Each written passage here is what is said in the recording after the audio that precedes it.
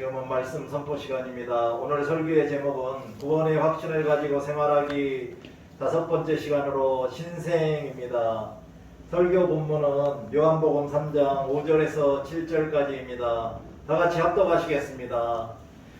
예수께서 대답하시되 진실로 진실로 내게 이르노니 사람이 물과 성령으로 나지 아니하면 하나님의 나라에 들어갈 수 없느니라. 육으로 난 것은 육이요 영으로 난 것은 영이니 내가 내게 거듭나야 하겠다 하는 말을 놀랍게 여기지 말라. 아멘. 다같이 기도하시겠습니다. 사랑과 은혜가 충만하신 아버지 하나님, 오늘도 부족한 종이 살아계신 하나님의 말씀을 붙잡고 구원의 확신을 가지고 신앙생활하기 5번째 시간으로 신생에 대하여 선포하게 하시니 감사합니다. 오늘도 성령님의 증거와 도우심으로 예수 그리스도를 살아계신 하나님의 아들이자 구세주여 주님으로 받아들이고 믿음으로 칭의와 신생의 구원을 받은 참된 그리스도인으로 살아가게 하여 주시기를 간절히 간구하며 예수 그리스도의 이름으로 기도드립니다. 아멘. 할렐루야. 아멘. 지난 한 주간도 참된 그리스도인으로 행복하게 사셨나요? 아멘. 지난 주일에는 제가 구원의 2번째 순서인 칭의, 즉 이신칭의에 대하여 말씀드렸습니다. 칭의가 무엇인가요? 칭의란 의롭다고 칭함을 받는 것이며 하나님의 자비로우신 은혜로 말미암아 주어지는 죄의 사면이요 용서, 그리고 하나님이 죄인을 용납하심과 하나님과 인간의 화해를 말합니다. 따라서 이신칭이란 하나님을 반역하고 죄를 지은 우리들이 오직 예수 그리스도에게 나타난 하나님의 은혜를 믿고 의지할 때만이 모든 우리의 원죄와 우리의 자범죄를 용서받고 의롭다함을 얻는 것으로 죄의 결과인 죄의 책임과 죽음과 영원한 멸망과 저주에서 자유함을 얻어 구원을 받을 수 있다는 것입니다. 즉 예수 그리스도를 믿는 길 외에는 어디에도 구원의 길이 없다는 그러한 교리 중에 하나입니다. 그럼 감리회의 칭의교리의 기초이자 중심이 무엇인가요? 그것은 바로 오직 예수, 오직 은혜, 그리고 오직 믿음으로 감리의 구원론과 복음주의 신학의 핵심입니다. 칭의의 유일한 조건이 무엇이라고 말씀드렸나요? 칭의의 구원을 받기 위한 유일한 조건은 바로 올바르고 진정한 믿음입니다. 그런데 그 믿음은 바로 우리가 반드시 회개한 후에 받는 믿음을 말합니다. 우리가 하나님이 주신 선행 은총으로 우리의 양심에 비춰본 우리의 모든 죄에 대하여 자각하고 진심으로 회개한 후 주어지는 하나님의 믿음을 우리가 가질 때 바로 거기에 칭의의 구원과 오늘 말씀드린 신생의 구원이 있게 되는 것입니다. 그렇다면 지난주에는 제가 세리장 삭개오의 이야기로 회개한 사람의 대표적인 인물로 성경 속에 나오는 세리장 삭개오에 대해서 말씀드렸는데, 오늘은 회개하지 않아서 자신이 구원받기보다는 오히려 근심만 늘어난 한 사람을 소개하겠습니다. 그는 어릴 적부터 하나님이 모세를 통해 주셨던 십계명에 전적으로 순종하며 거룩하게 살아왔다고 자부하는 한 부자 청년이 있었습니다. 그는 자신이 어릴 적부터 모든 십계명을 범하지 않고 살아왔기에 자신은 영생을 당연히 받은 자라고 아마 확신을 하고 자신감에 차 있었는지 예수님에게 찾아가서 영생을 얻기 위하여 무슨 선한 일을 해야 하느냐고 여쭤보았습니다. 이에 대하여 예수님은 그 부자 청년에게 영생을 얻기 위해서는 그가 가지고 있는 모든 재산, 소유물을 다 팔아서 가난한 자들에게 주고 자신을 따르라고 요구하였습니다. 그러나 이 청년은 아마 가진 재산이 너무 많아서 그런지 예수님의 요구를 받아들이지 못하고 되돌아갔습니다. 오히려 이 청년은 영생을 얻는 길을 택하지 못한 그 결과에 오히려 근심을 하고 되돌아갔다고 되어 있습니다. 이렇게 예수님이 직접적으로 영생의 길을 가르쳐 주었음에도 불구하고 그것을 받아들이지 않은 결과는 바로 과거의 잘못에 대한 그러한 회개나 혹은 자신의 재산을 포기하고 이웃을 돕는 그러한 선한 결과가 아니라 오히려 걱정 근심만 늘어나게 된 것입니다. 그런데 지난주에 말씀드렸던 세리장 삭개오는 어땠습니까? 예수님을 진심으로 영접한 후에 자신의 마음과 행위에 큰 변화가 있었습니다. 자신이 그토록 귀중하게 여겼던 재산의 반을 가난한 자들에게 주기로 결심하고 선언했고, 또한 자신이 속여서 빼앗았던 것들에 대해서는 4배나 보상을 하겠다고 선언을 했던 것입니다. 그렇지만 이 부자 청년처럼 예수님의 말씀을 직접 듣고도 받아들이지 않는다면 그의 삶에 아무런 변화가 나타나지 않습니다. 오히려 더 나쁜 결과가 주어졌다는 것을 알 수 있죠. 물론 그 청년이 아마 예수님의 요구에 즉각적으로 반발을 하거나 아니면 불평을 하면서 되돌아갔다면 거기에는 아마 그 청년은 아마 회심할 가능성이 거의 없어 보였지만 다행히 그렇게 반발은 하지 않고 근심을 하며 돌아갔다는 것은 이 청년에게는 언젠가는 회개하고 돌아올 가능성이 있다고도 우리는 추측할 수 있습니다. 사랑하는 여러분, 우리의 모습은 세리장 삭개오인가요? 아니면 부자 청년인가요? 오늘의 설교는 구원의 3번째 순서인 신생입니다. 구원의 순서가 어떻게 된다고 했죠? 첫째는 회개가 포함된 믿음, 그리고 2번째는 칭의, 그리고 3번째는 신생, 4번째는 성화, 그리고 5번째는 완전 성화, 6번째는 영화입니다. 먼저 신생의 교리를 말씀드리기 전에 주요 용어들에 대하여 또 지난주와 같이 알아보도록 하겠습니다. 신생, 영어로는 new birth, 이것이 무엇인가요? 제가 다음 사전에서 찾아보았더니 신생이란 이전에는 없던 것이 새로 생긴이라는 뜻과 또한 처음 태어난 것처럼 이전과는 아주 다르게 새로워짐이라고 나와 있었습니다. 우리가 기독교에서 말하는 신생은 거듭남이라고도 번역되기도 하고, 또한 오늘 성경 본문에서도 거듭남으로 아마 신생이 표현이 되어 있습니다. 이 신생은 기독교 용어로 개인의 죄가 용서되어 성령에 의해서 영적으로 새롭게 다시 태어나는 것을 말합니다. 신생의 성경적 근거는 요한복음 3장 5절부터 오늘 읽은 본문에 예수 그리스도가 유대인 랍비 니고데모에게 영적인 거듭남, 즉 신생이 필요하다는 것을 말한 것이 아마 신생의 성서적 근거입니다. 즉 신생은 거듭나고 다시 태어난다는 뜻으로 또한 중생이라는 말로도 표현되기도 합니다.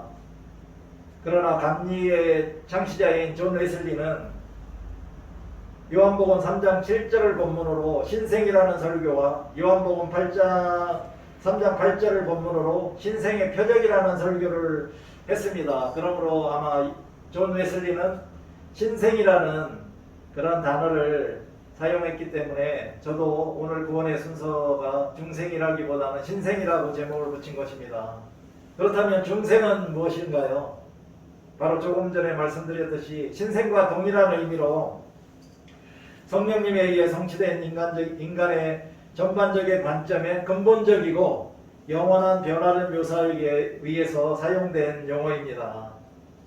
이와 관련된 용어들은 거듭남 혹은 새롭게 됨으로써 거듭남은 아마 새롭게 되는 최초의 행위를 말하고 새롭게 되면 중생의 계속적인 적용과 나타냄을 가리킵니다.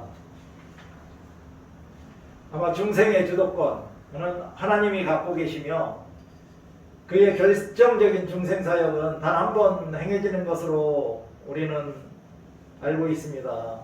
그리고 또한 중생은 모든 사람들을 위한 것입니다. 그 결과 모든 그리스도인들은 각각 회개하고 예수를 믿으며 새로운 삶을 살게 되는 것입니다. 따라서 중생은 직접 성령님으로부터 나오는 것으로 하나님의 말씀은 중생이 믿음과 회개로 나타나도록 해주며 세례는 중생을 증거하는 것입니다. 그렇다면 세례는 무엇인가요? 이 자리에 계신 분들은 다 세례를 받으셨지요?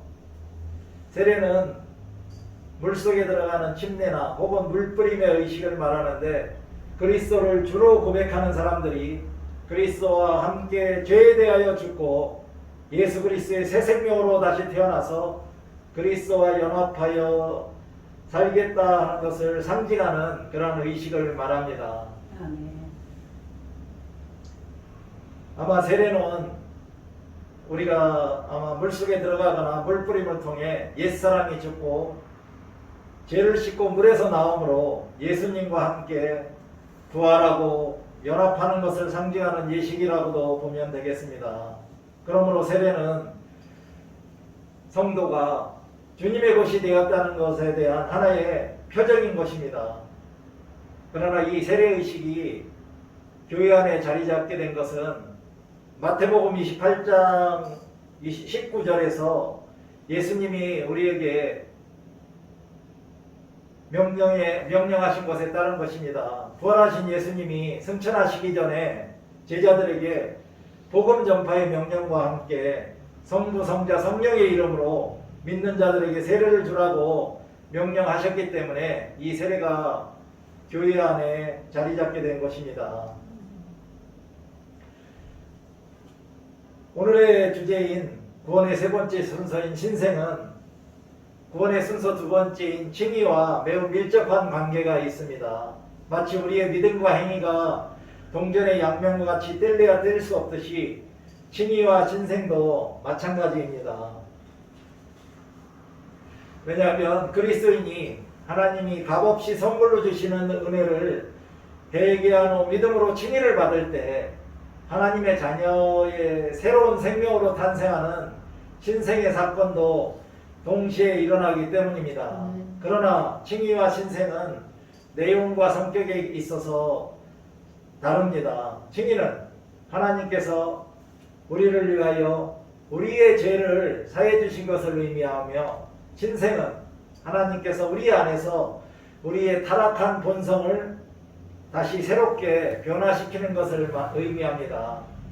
즉 칭의는 우리와 하나님과의 상대적인 관계의 변화이고 신생은 우리의 내적이고 실제적인 변화를 의미합니다. 우리가 칭의의 은혜를 받을 때는 우리 속에는 여전히 죄악의 본성이 그대로 남아있지만 동시에 성령의 능력으로 말미암아 새로운 생명으로 태어나 하나님의 자녀의 삶을 살아가도록 합니다. 이때부터 우리의 본성이 실제로 변하여 그리스도 안에서 하나님의 형상을 우리 속에서 회복하게 되는데 이것을 신생이라고 하는 겁니다. 칭의는 죄의 용서와 사면 그리고 하나님의 자녀로 용납되는 은혜이고 신생은 죄의 세력을 파괴하고 우리의 속사람이 실제로 그리스도의 마음과 생활을 본받아 하나님의 자녀의 새로운 생명으로 태어나는 복을 누리는 은혜의 역사를 의미합니다. 즉 칭의와 신생은 시간적으로는 동시에 발생하는 사건이지만 개념상으로는 칭의가 선행합니다. 즉 칭의에는 반드시 신생의 역사가 동반되어야 하는 것입니다. 그러므로 신생 없는 칭의는 있을 수 없습니다. 즉 우리가 회개한 후 믿음으로 칭의의 구원의 은혜를 받을 때에는 반드시 신생의 구원의 은혜를 경험해야 하는 것입니다. 그러나 신생은 다음 주에 말씀드릴 성화와는 같지 않습니다. 신생은 성화의 시작으로 성화의 문으로 들어가는 사건입니다. 우리가 거듭날 때, 즉 신생할 때 우리의 성화는 이제 시작되는 것입니다. 신생은 칭의와 동시에 순간적으로 이루어지지만 성화는 점진적으로 우리의 삶 속에서 이루어지는 것입니다. 그러므로 칭의는 회개하고 믿음으로 구원받아 하나님의 자녀의 신분을 얻는 것이고, 신생은 구원받은 하나님의 자녀가 새로운 생명으로 태어나 거룩한 생활을 시작하는 것입니다. 또한 성화는 하나님의 구원을 실제로 누리고 즐거워하는 복된 삶입니다. 즉 행복한 그리스도로 하나님의 사랑과 은혜를 누리며 살아가는 것입니다. 오늘의 설교 본문 요한복음 3장 5절에서 7절을 살펴보면, 먼저 5절 말씀은 제가 지난 2월 14일 성령으로 거듭난 그리스도인이라는 제목으로 설교한 본문 말씀이었습니다. 우리가 영적 예배 가운데서 성령님의 정보와 도우심으로 하나님을 만나 뵙고 거듭난 그리스도인이 되어야만 하나님 나라에 들어갈 수 있다고 말씀드렸는데 기억이 나시나요? 그리고 오늘의 설교 본문 7절 말씀은 이 말씀을 본문으로 존 웨슬리 목사님이 신생이라는 제목으로 설교를 했는데, 이 설교는 표준 설교 44편 가운데 39번째의 설교로 들어가 있습니다. 간단히 신생의 설교를 요약하여 말씀을 드리겠습니다. 먼저 우리는 왜 다시 태어나야 합니까? 라는 질문을 던집니다. 원래 우리 인간은 하나님이 하나님의 형상대로 창조하셨으나 우리 인간 본성의 전적 타락으로 인해서 우리 인간들은 하나님의 영과 단절되어 하나님의 영으로 다시 태어나기 때문에 우리가 신생을 해야 된다고 말씀하셨습니다. 그렇다면 인간이 어떻게 다시 태어날 수 있을까 하는 질문을 던집니다. 그것은 하늘로부터, 하나님으로부터, 성령으로부터 영적으로 우리가 다시 태어나야 하고, 그리고 다시 태어나는 순간 우리의 모든 감각기관에 총체적인 변화가 일어나서 그리스도의 장성한 분량에까지 이르기까지 계속 성장하게 됩니다. 그렇다면 신생의 본질은 무엇일까요? 신생의 본질은 하나님의 영혼 안에, 영에 의해 영혼 안에서 일어난 변화입니다. 즉 그리스도 예수 안에서 우리의 영혼이 새롭게 창조됨과 의와 참된 거룩 안에서 하나님의 형상으로 우리가 새로워짐과 세상에 대한 사랑이 하나님에 대한 사랑으로, 인류에 대한 이타적인 사랑으로 변화되는 것을 말합니다. 다시 말하면 우리의 세속적이고 감각적이고 마귀적인 마음이 예수 그리스도 안에 있었던 바로 그 마음으로 바뀌게 되는 것입니다. 세 번째 질문은 무슨 목적으로 우리는 다시 태어나야만 합니까? 라고 질문을 던지면서 말씀하시기를, 우리 모두는 복음적 거룩을 위해, 그리고 영원한 구원을 위해, 그리고 현재적 구원, 즉 행복을 위해 다시 태어난다고 말씀하셨습니다. 즉 나는 구원받았다는 것이 바로 나는 진정한 행복을 찾았다는 것과 같은 말씀입니다. 그러면서 결론으로 세례는 신생이 아니고, 또 세례를 받을 때 신생이 늘 수반되는 것도 아니며, 또한 신생은 성화와 다르고, 그리고 신생은 거듭남, 즉 신생이 복음의 핵심이고, 우리 모두는 거듭나야만 구원의 상속자가 될 수 있다고 말씀하셨습니다. 즉 신생의 구원, 즉 거듭남이 없이는 또한 참된 선행도 있을 수 없게 됩니다. 즉 우리는 거듭나지 않으면 누구든지 하늘나라와는 아무런 관계가 없고 지옥을 피할 수 없게 됩니다. 어느 것도 신생을 대신할 수는 없습니다. 이와 같이 신생이 우리의 신앙생활에 매우 중요한 사건이므로 반드시 우리는 신생을 잘 이해하고 신생의 구원을 우리는 받은 자로서 성화의 삶을 살아갈 때 우리가 바로 감사와 기쁨이 넘치는 행복한 그리스도인으로 아마 이 세상에서 살아갈 수 있게 되는 것입니다. 또한 존 웨슬리 목사님은 8절 말씀을 가지고 신생의 표적이라는 설교를 하셨는데 이 설교에 대해서는 다음 기회에 말씀을 드리도록 하겠습니다. 이제 신생이 무엇인지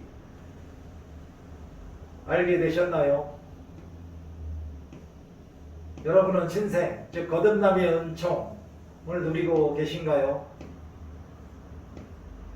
우리 모두는 기독교 구원의 핵심인 칭의와 신생의 구원을 각자 개인적으로 직접 체험해야만 합니다. 그래야만 경건하고 거룩하고 아름답고 행복한 성화의 길을 걸어갈 수 있게 됩니다. 이렇게 성화의 길을 걸어갈 때 우리는 하나님의 사랑과 은혜를 누리며 참된 그리스도인이 되어 행복한 그리스도인의 삶을 살아갈 수 있게 되는 것입니다. 이제 잠시 눈을 감고 우리에게 하나님이 값없이 은혜로 선물로 주신 칭의의 구원과 신생의 구원에 대하여 감사하며 앞으로 남은 여생 동안 하나님의 사랑과 은혜를 누리는 성화의 길을 감사와 기쁨이 넘치는 행복한 그리스도인으로 걸어가겠다고 다짐하는 묵상을 하도록 하겠습니다. 사랑의 아버지 하나님 감사합니다. 하나님의 은혜가 아니면 죽을 수밖에 없는 우리를 택하시고 불러주셔서 예수 그리스도를 구세주와 주님으로 받아들이고 믿게 하여 주심으로 칭의와 신생의 구원을 얻게 하셨음에 감사를 드립니다. 앞으로도 하나님의 말씀과 뜻에 순종하며 하나님의 사랑과 은혜를 누리는 참된 그리스도인으로 살아가도록 도와주시고 인도하여 주시기를 간절히 간구하며 예수 그리스도의 이름으로 기도드립니다. 아멘.